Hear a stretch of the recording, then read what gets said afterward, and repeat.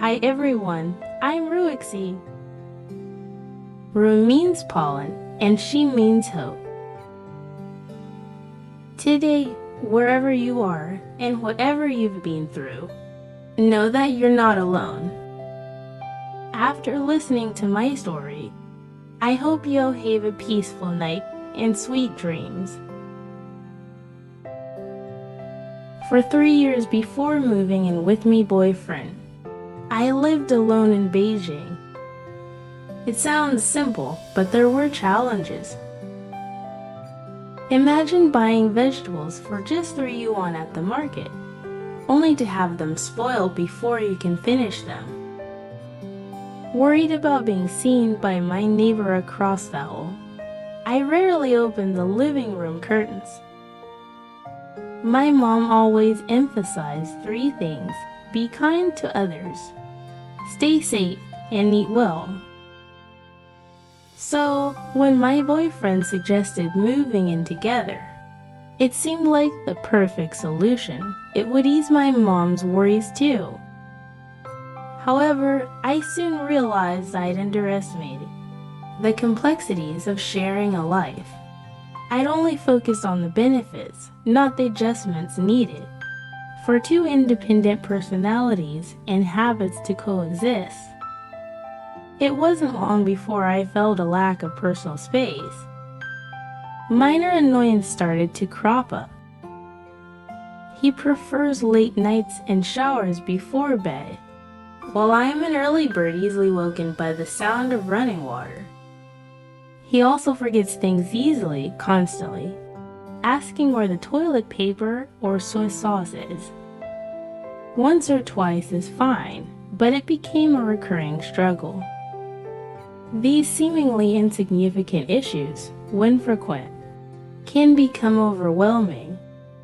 Living alone allows you to set your own routine, sleep schedules. Singing in the shower, all yours to decide. But sharing space means compromise. It's not a constant battle, but there's an ongoing negotiation over time and space. Looking back, I remember the carefree days before, love and the sweet atmosphere before moving in. There were moments of regret. On weekends, I'd escape to a friend's place, seeking some solitude under the guise of a visit. We'd relax with drinks and music, and my friend would say, "Isn't living alone great? With money, friends, and freedom, maybe a partner isn't essential." Truthfully, at the time, yearning for space, I couldn't disagree. Yet, here we are. We never broke up, and I haven't returned to living solo. Maybe it's because we've gradually grown accustomed to each other, adapting to our quirks. Our relationship will smoother now. Recently, Beijing's been hit by a new wave of infections. Many people, including me boyfriend, tested positive.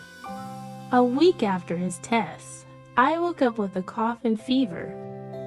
We were both sick, isolated in separate rooms. On the night my fever reached, I was restless. The bedroom door was slightly open, casting a faint glow from the living room. Fearing to wake him, I lay still, pretending to sleep. Though unseen, he must have sensed something. He tiptoed in, quietly placing a hot water bottle on my bedside table, then checked my forehead before leaving. So I pretended to be asleep for a while longer. I heard him enter the bathroom. After the sound of running water stopped, he came back into the room.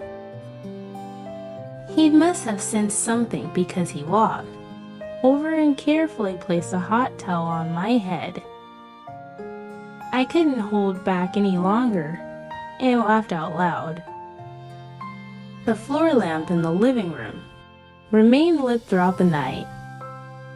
He although slightly better than me, came to check on me every now and then. Only then did I fall asleep. After things got better, I was eating with some friends. Suddenly, someone mentioned how nice it would be to have a partner during a time like this, someone to face illness with you. His words made me think back to that night. If I had been alone, could a hobby cope with the sickness? I believe I could have.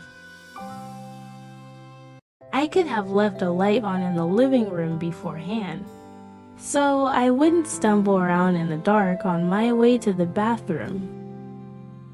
I could have boiled water in advance and kept it by the bedside.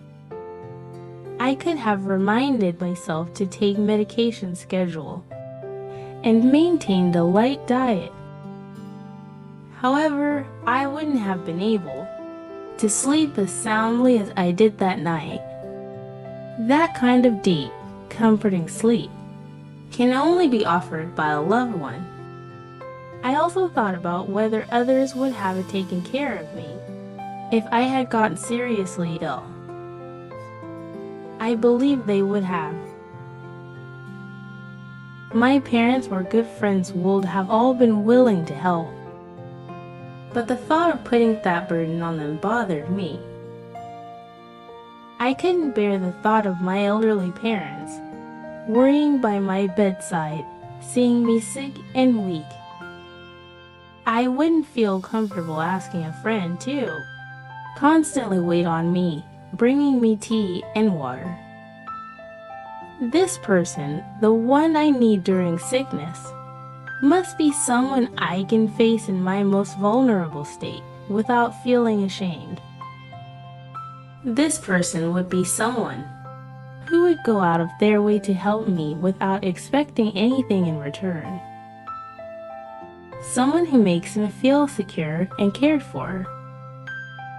Thinking about him being by my side fills me with strength.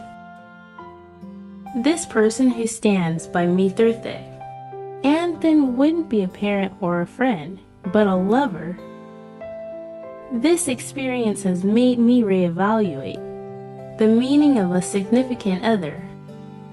They may not be your best friend for fun times, or your deepest confidant, but they will be the one who walks towards you without hesitation during your darkest moments.